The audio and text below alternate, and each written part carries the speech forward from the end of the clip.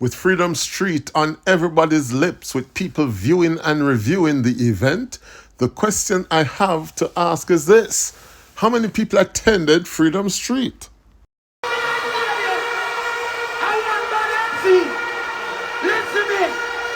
Well, the debate has been intensifying between fans as to whether or not this was the biggest concert held in Jamaica.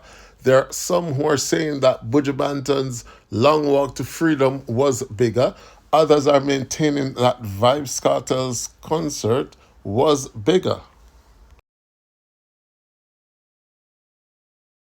Well, the official figures are not yet in, but what we do know is that the stadium capacity is about 35,000.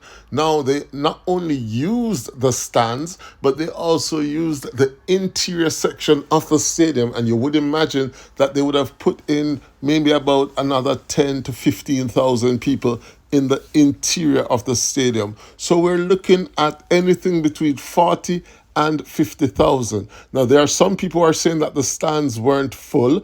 Others are saying that, Buju didn't use all of the stadium. So there's a lot of argument and counter argument to say whether or not this was indeed the biggest crowd. What we do know is that there was a lot of people who turned out to see this concert.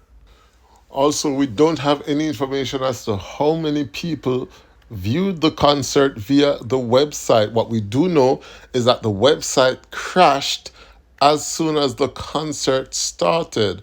And so a number of people had issues with the stream. Some were not able to log in. Some logged in, but the stream kept on lagging.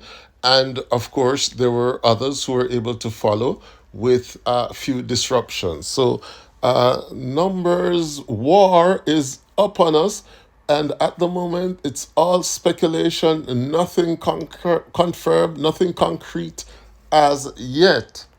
One YouTuber, one vlogger claimed that 3 million people tuned into the stream. I'm not so sure about that. We can see some of the YouTube figures, however.